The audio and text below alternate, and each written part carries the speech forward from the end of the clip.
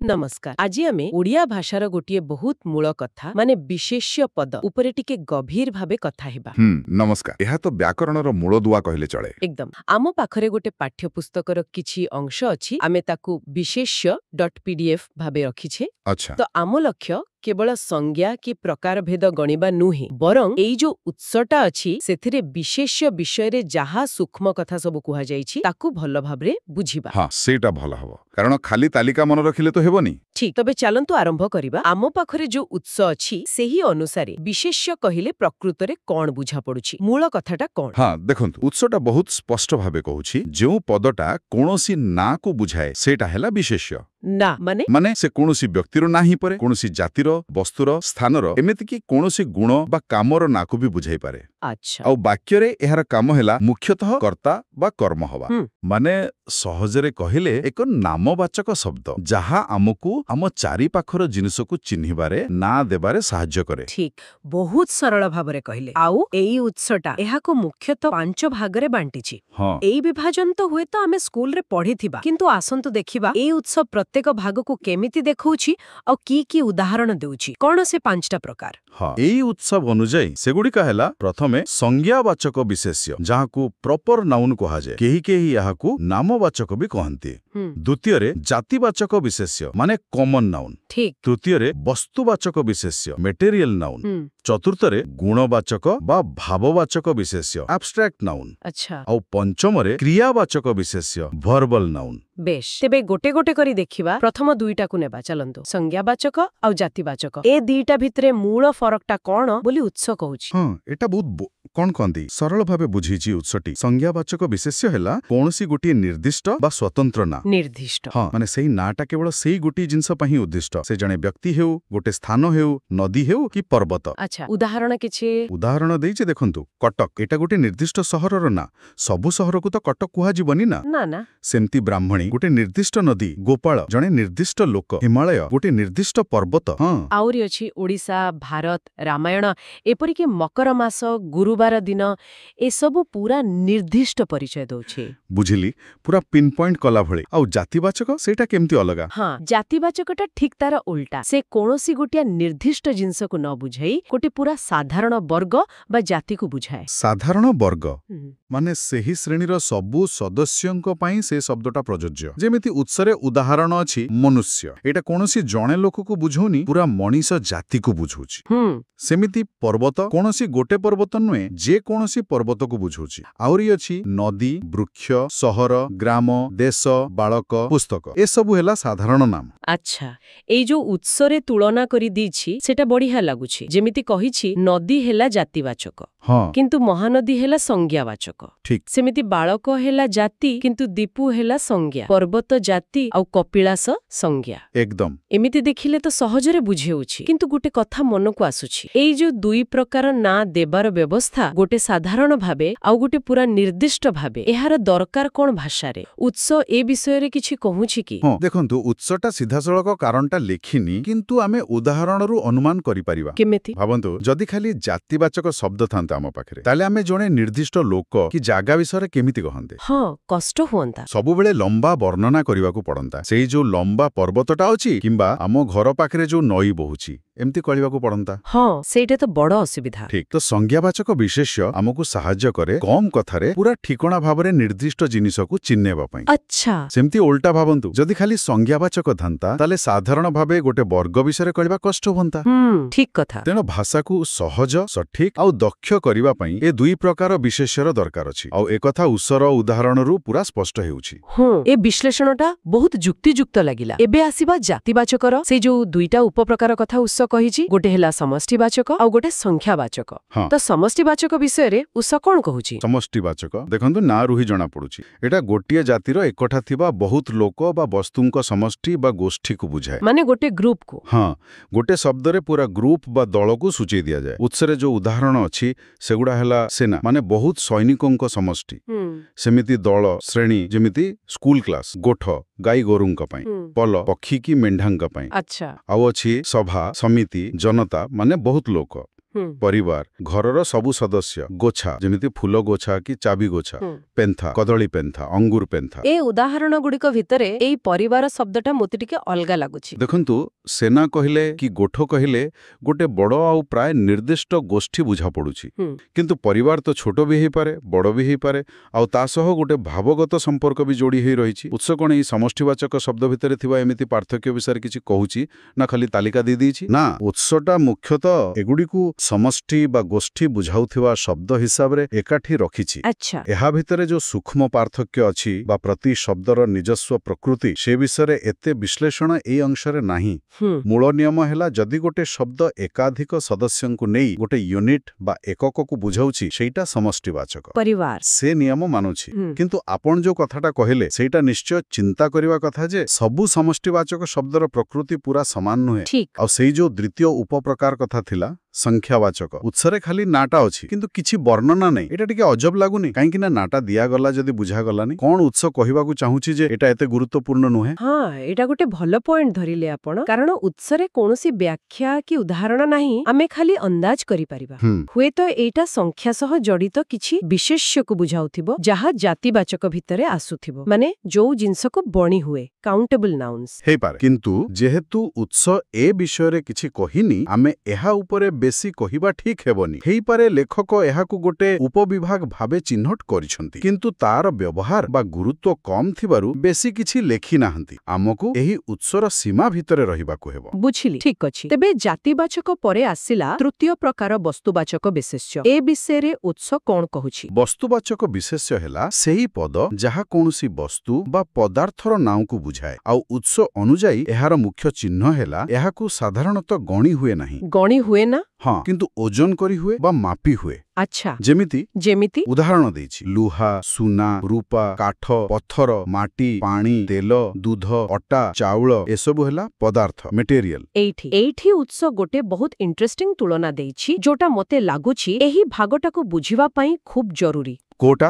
ସେ କହିଛି କାଠ ହେଲା ବସ୍ତୁବାଚକ କିନ୍ତୁ ସେଇ କାଠରୁ ଯୋଉ କାଠଗଡ଼ ତିଆରି ହେଲା ସେଇଟା ପୁଣି ଜାତିବାଚକ। ସେମିତି ସୁନା ବସ୍ତୁ କିନ୍ତୁ ସୁନାମୁଦି ଜାତି, ପଥର ବସ୍ତୁ କିନ୍ତୁ ପଥର ଖଣ୍ଡ ଜାତି, ମାଟି ବସ୍ତୁ କିନ୍ତୁ ମାଠିଆ ଜାତି, ଏମିତିକି ଚାଉଳ ବସ୍ତୁ ଆଉ ଭାତ ଜାତି। ଏଇଟା ତ ଖାଲି ନାଁ ବଦଳିବା କଥା ନୁହେଁ, ଏଇଟା ଗୋଟେ ପ୍ରୋସେସ ବା ଟ୍ରାନ୍ସଫର୍ମେସନକୁ ଦେଖାଉଛି।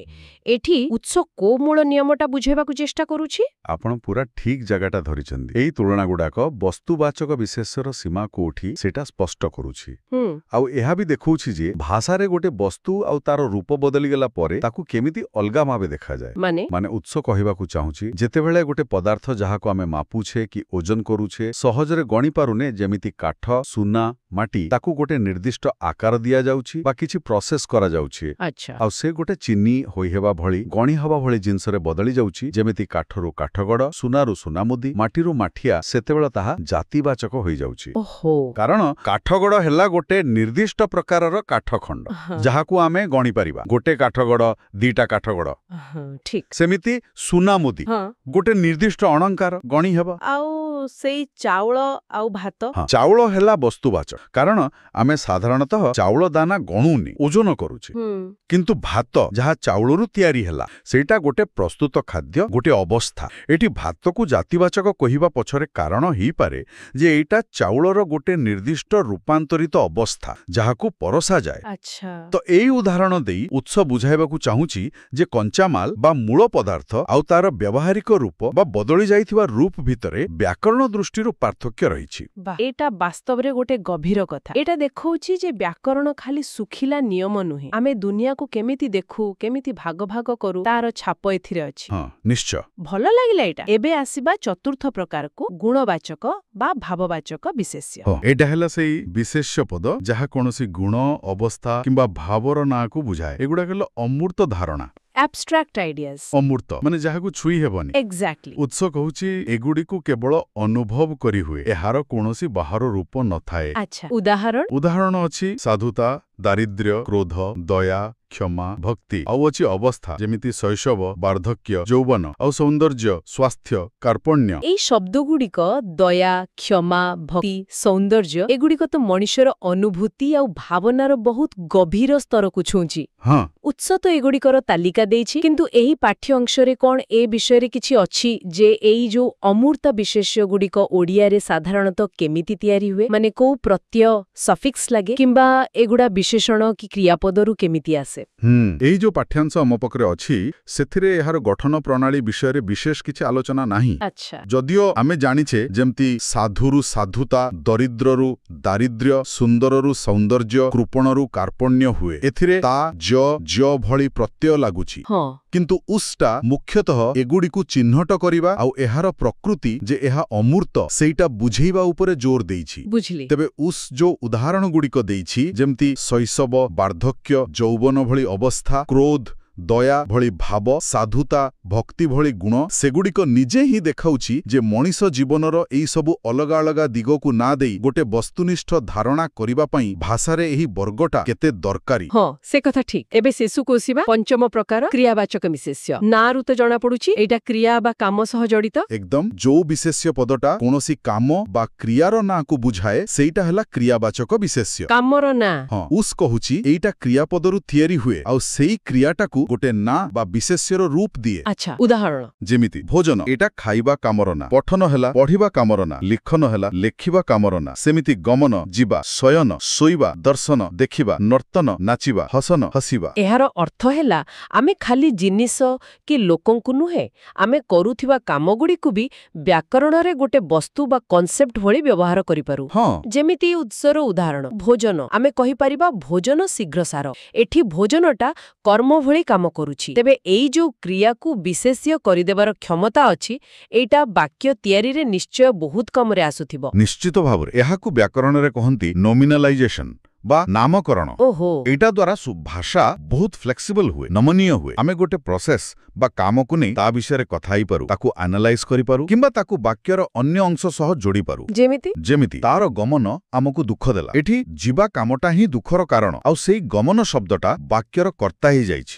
ଉତ୍ସରେ ଯୋଉ ପଠନ ଲେଖନ ଦର୍ଶନ ଭଳି ଶବ୍ଦ ଅଛି ସେଗୁଡ଼ା ଦେଖଉଛି କେମିତି ପଢାପଢି ଲେଖାଲେଖି ଦେଖାଦେଖି ଭଳି ମଣିଷର କାମକୁ ଆମେ ଗୋଟେ ଅଲଗା ନାଁ ଦେଇ ବ୍ୟବହାର କରୁଛେ। ଏଇଟା ଭାବ ପ୍ରକାଶକୁ ବହୁତ ସହଜ ଆଉ ସଂକ୍ଷିପ୍ତ କରେ। ତେବେ ଏଇ ପାଠ୍ୟାଂଶରୁ ଆମେ ଓଡ଼ିଆ ବିଶେଷ୍ୟର 5ଟା ମୁଖ୍ୟ ପ୍ରକାର ବିଷୟରେ ଜାଣିଲେ ଯାହା ଏଇ ଉତ୍ସ ବୁଝେଇଛି। ସଂଜ୍ଞାବାଚକ ନିର୍ଦ୍ଦିଷ୍ଟ ନାଁ ଜାତିବାଚକ ସାଧାରଣ ଶ୍ରେଣୀ ଆଉ ତା ଭିତରେ ସମଷ୍ଟିବାଚକ ବସ୍ତୁବାଚକ ଯାହାକୁ ଗଣି ହୁଏନି ସେମିତି ପଦାର୍ଥ ଗୁଣ ବା ଭାବବାଚକ ଯାହାକୁ ଅନୁଭବ କରି ହୁଏ ଆଉ କ୍ରିୟାବାଚକ କାମର ନାଁ। ଏଇ 5ଟା। କିନ୍ତୁ ମୋ ପାଇଁ ସବୁଠୁ ମନେ ରହିଲା ଭଳି କଥା ହେଲା ସେ ବସ୍ତୁବାଚକ ଆଉ ଜାତିବାଚକ ଭିତରେ ଯୋଉ ସୂକ୍ଷ୍ମ ପାର୍ଥକ୍ୟଟା ଦେଖାଗଲା ଯେମିତି ସୁନା ଆଉ ସୁନାମୁନ୍ଦି ଭିତରେ କିମ୍ବା ଚାଉଳ ଆଉ ଭାତ ଭିତରେ। ଏଇଟା ଦେଖଉଛି ବ୍ୟାକରଣ କେମିତି ଜିନିଷର ଅବସ୍ଥା ବା ରୂପ ବଦଳିବାକୁ ବି ଧ୍ୟାନରେ ରଖେ। ଏଇଟା ନିଶ୍ଚୟ ଗୋଟେ ଗୁରୁତ୍ୱପୂର୍ଣ୍ଣ ଦିଗ ଯାହା ଉପରେ ଉତ୍ସଟା ଗୁରୁତ୍ୱ ଦେଇଛି। ଏହା ବୁଝିଲେ ଭାଷାର ଠିକ୍ ପ୍ରୟୋଗ କରିବା ସହଜ ହୁଏ। କୋଉ ପରିସ୍ଥିତିରେ କୋଉ ଶବ୍ଦ ବ୍ୟବହାର କରିବା କଥା ସେଇଟା ଜାଣିଲେ ଭାବ ପ୍ରକାଶ ଆହୁରି ସ୍ପଷ୍ଟ ହୁଏ। କିନ୍ତୁ ଆଲୋଚନା ଶେଷ କରିବା ଆଗରୁ ସେ ଗୋଟିଏ କଥା ମନକୁ ଆସୁଛି ଯାହା ଉତ୍ସରେ କେବଳ ଇଶାରା କରାଯାଇଥିଲା ପୁରା ବୁଝାଯାଇ ନଥିଲା। କୋଉ କଥା? କୁହାଯାଇଥିଲା ଯେ ବେଳେବେଳେ ଜାତିବାଚକ ବିଶେଷ୍ୟକୁ ସଂଜ୍ଞାବାଚକ ଭଳି ଆଉ ସଂଜ୍ଞାବାଚକକୁ ଜାତିବାଚକ ଭଳି ବ୍ୟବହାର କରାଯାଇପାରେ। ଏଇଟା ଶୁଣିବାକୁ ବଡ଼ ରୋଚକ ଲାଗୁଛି। ଏକଦମ। ଏଇଟା ତ ଭାଷା ଆଉ ସବୁଠୁ ଇଣ୍ଟରେଷ୍ଟିଂ ଦିଗ ଏହାର ନମନୀୟତା ଏହାର ଗତିଶୀଳତା। ଯଦିଓ ଆମ ପାଖରେ ଯୋଉ ଅଂଶ ଅଛି ସେଥିରେ ଏହାର ପୁରା ବ୍ୟାଖ୍ୟା ବା ଉଦାହରଣ ନାହିଁ ଏଇଟା ଗୋଟେ ବଡ଼ ପ୍ରଶ୍ନ ତିଆରି କରୁଛି। କୋଉ ପରିସ୍ଥିତିରେ ଏମିତି ହୁଏ? କେମିତି? ଭାବନ୍ତୁ ଯେତେବେଳେ ଆମେ କହୁ ସେ ପରା ଆମ ଗାଁର କାଳିଦାସ। ଓହୋ। ଏଠି କାଳିଦାସ ଜଣେ ନିର୍ଦ୍ଦିଷ୍ଟ କବିଙ୍କ ନାଁ ସଂଜ୍ଞାବାଚକ କିନ୍ତୁ ଏଠି ସେଇ ଶବ୍ଦଟା କାହା ପାଇଁ ବ୍ୟବହାର ହଉଛି ଜଣେ ମହାନ କବି ବା ପ୍ରତିଭାଶାଳୀ ଲୋକ ଏକ ଗୁଣ ବା ଜାତିର ପ୍ରତୀକ ଭାବରେ। ଆଚ୍ଛା ମାନେ ସଂଜ୍ଞାବାଚକଟା ଜାତିବାଚକ ଭଳି କାମ କଲା। ସେମିତି ବେଳେବେଳେ କୌଣସି ଜାତିବାଚକ ଶବ୍ଦକୁ ଏତେ ଗୁରୁତ୍ୱ ଦେଇ ବା ଏତେ ସ୍ନେହରେ ବ୍ୟବହାର କରାଯାଏ ଯେ ସେଇଟା ଗୋଟେ ନିର୍ଦ୍ଦିଷ୍ଟ ନିର୍ଦ୍ଦିଷ୍ଟ ଜିନିଷ ବା ଲୋକକୁ ହିଁ ବୁଝାଏ, ପ୍ରାୟ ସଂଜ୍ଞାବାଚକ ପରି। ବୁଝିଲେ? ତ ଉତ୍ସଟା ଏଇ ସମ୍ଭାବନାର କବାଟ ଖୋଲି ଦେଇଛି, ଯାହା ଦେଖୁଛି ଯେ ବ୍ୟାକରଣର ନିୟମଗୁଡାକ ପଥରଗାର ନୁହେଁ, ବରଂ ଆମେ କେମିତି ବ୍ୟବହାର କରୁଛେ, କୋଉ ପରିସ୍ଥିତିରେ କହୁଛେ, ସେ ଅନୁସାରେ ଏଥିରେ ପରିବର୍ତ୍ତନ ଆସିପାରେ। ତେବେ ଏଇଟା ଗୋଟେ ଚିନ୍ତା କରିବା ପାଇଁ କଥା ରହିଲା। ବ୍ୟାକରଣର ଏଇ ଯୋଉ ବର୍ଗୀକରଣ, ଏଇଟା କେତେ ସ୍ଥିର ଆଉ ଭାଷାର ପ୍ରକୃତ ବ୍ୟବହାର କେତେ ଗତିଶୀଳ। ଏଇ ଉତ୍ସଟା ଆମକୁ ଖାଲି ବିଶେଷ୍ୟର ପ୍ରକାରଭେଦ ଶିଖାଇଲାନି, ବରଂ ଭାଷାର ଏଇ ଜୀବନ୍ତ ପ୍ରକୃତି ବିଷୟରେ ଭାବିବାକୁ ବି ବାଧ୍ୟ କଲା। ହଁ, ସେଇଟା ସତ। ଓଡ଼ିଆ ବିଶେଷ୍ୟ ପଦର ଏଇ ଅନୁଶୀଳନରେ ଆମ ସହ ସାମିଲ ହୋଇଥିବାରୁ ଧନ୍ୟବାଦ।